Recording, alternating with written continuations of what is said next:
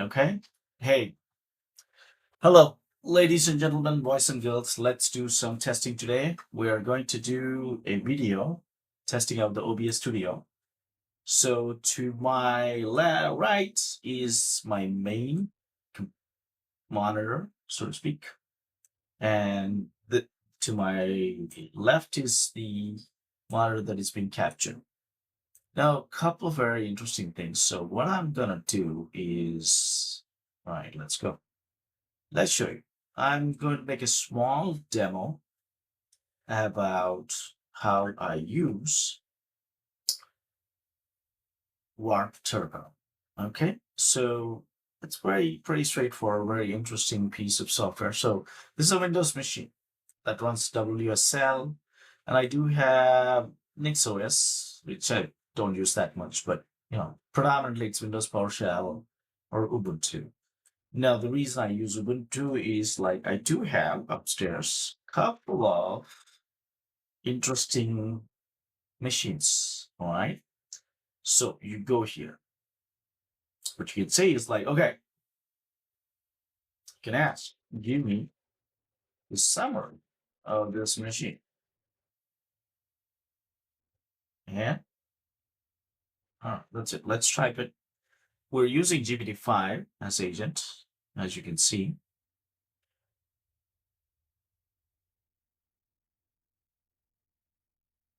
And I think it should be much more aggressive. That was decent. Okay.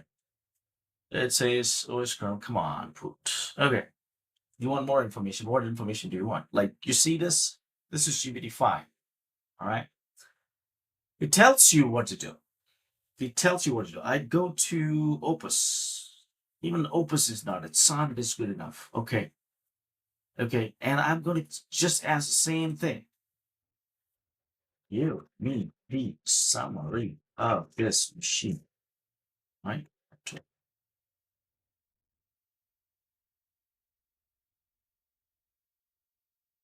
The one thing is that you hear the control shift I, you do this, then you don't have to give constantly feedback, run this, run that. You'll just make it run. Now, this is what I mean. You're seeing it giving a very good system summary. Now, which is more or less appropriate. Yes, it's a two-socket for. It's a really old machine. It's old school HP. I think 820Z. To which I added NVIDIA. Okay, so let's ask. Okay, what kind of G does this machine have? I just ask that.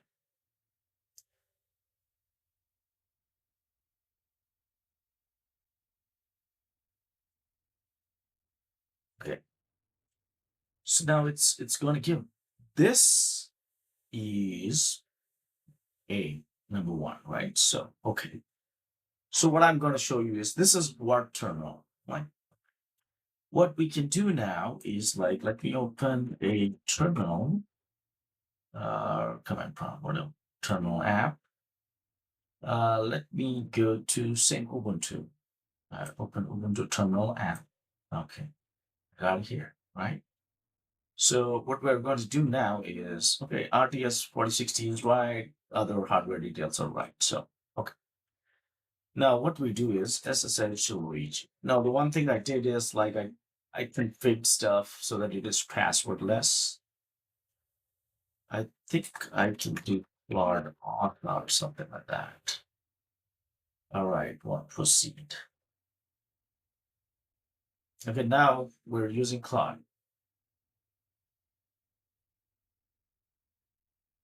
So I'm going to ask Claude the same question. Now, Claude code versus, but I need to log in, right? This is JWT based authentication, blah, blah, blah. The system uses tokens. Yeah. Uh, Welcome to Cloud, blah, blah, blah, blah, blah. Okay, let me search for the files to authenticate. On 192, this is JWT authentication. Am I? I lost it.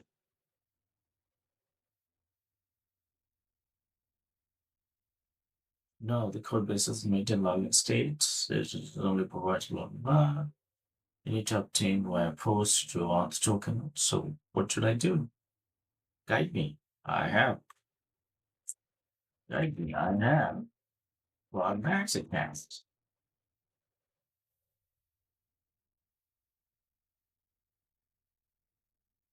No, I don't. Localhost 8787 doesn't look promising.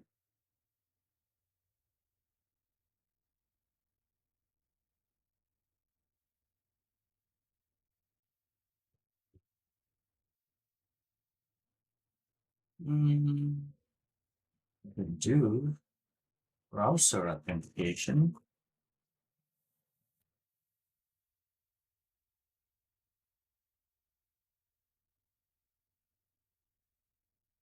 Well, this kind of failed. This kind of failed. So I'm gonna quit this one. Anyway, let's close this all. So the point is like, okay, it gave me a summary. Okay. Uh, I have to plot out here. So the one thing it discerns well, the word terminal discerns between like, oh, is it a command line? Is it sometimes you can make a mistake, but you can always see like, okay, I do plot out here. Let's see what's gonna happen. Yeah. With your permission, okay, yeah, proceed. And then what you have. So now internal, I'm going to cloud out, right? I'll try to log in, try authenticating. The authentication uses, okay, uh, let's just do a browser.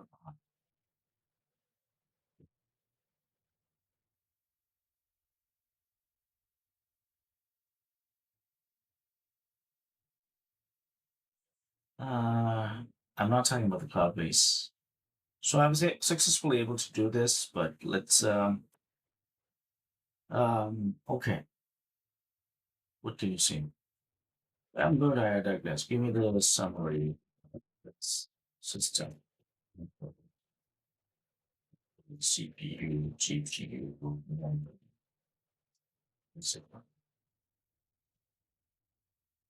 I think I have already authenticated some past. Okay. Now you see this, you have to constantly acknowledge it. Now there is a control B option, but it gave you the specs. It did not. Okay, we need a more extensive view of the RAM and the system.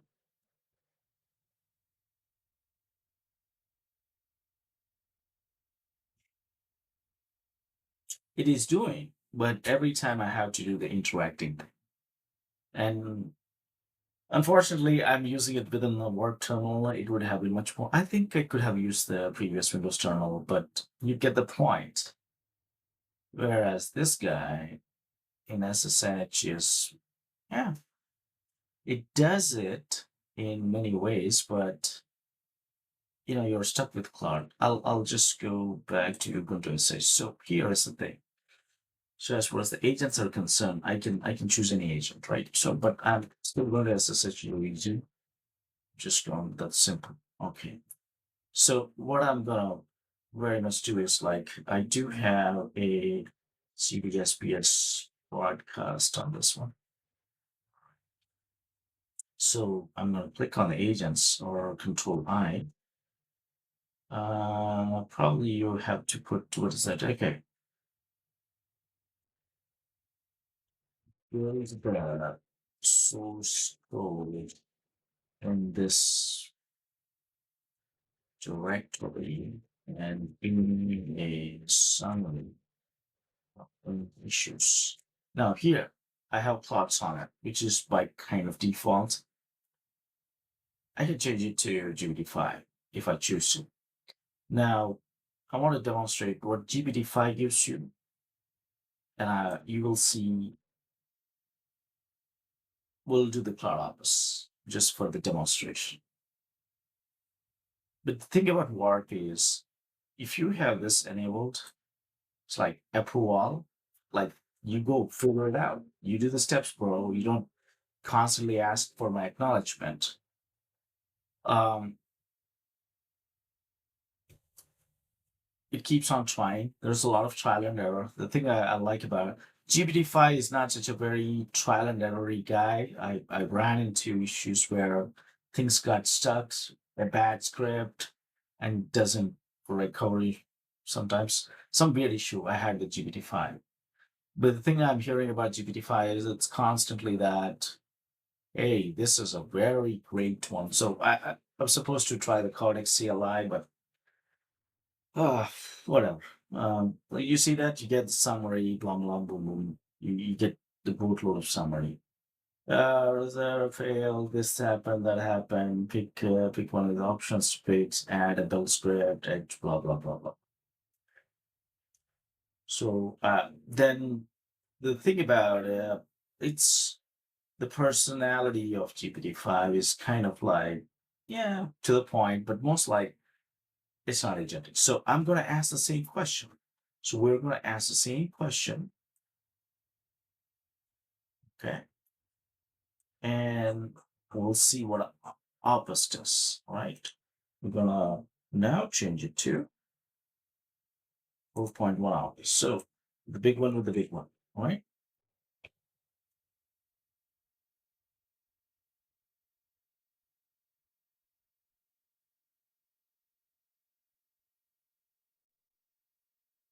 So here, let's see the commentary.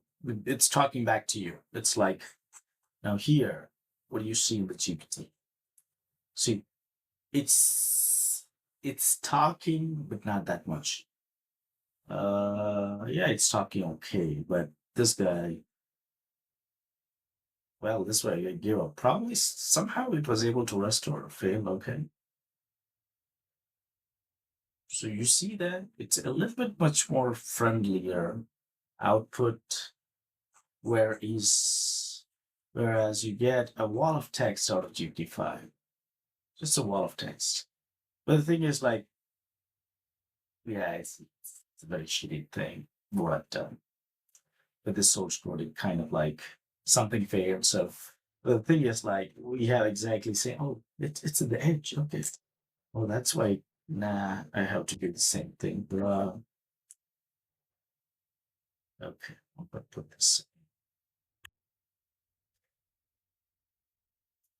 Let's see. So overall, my impression is like, yeah, skills issue. I may have some skill problems with respect to cloud code, but Warp Terminal is very silent. I really don't understand why it is not talked about because it's it's fantastic. It interacts with your computer. It is a literal sysadmin. It's a sysadmin equivalent of Cursor, you can say. Probably even better. I mean, it can code, even though its editor is not that sophisticated. You can use Visual Studio Code. You can pick Visual Studio Code or anything and open the code and take a look at it. Um, but you can even use Cursor, and probably the Cursor you can try to fix it. But my recommendation in general is that use AI and you keep whatever one environment, no AI, one environment, AI. You do a tick tock kind of thing because the point being, like, you will have to understand the abstraction. At the end of the day, it's fun and games for all the Thai programs. You don't have to clean up. But if it's not a Thai program, if it's something that will probably go into production, you're trying to test it out there. Um, you have to try to understand the abstractions, the design decisions, the choices, and stuff that it has made. What we'll do is like, yeah, I think this might, let's see. Okay. I think that's the information for now.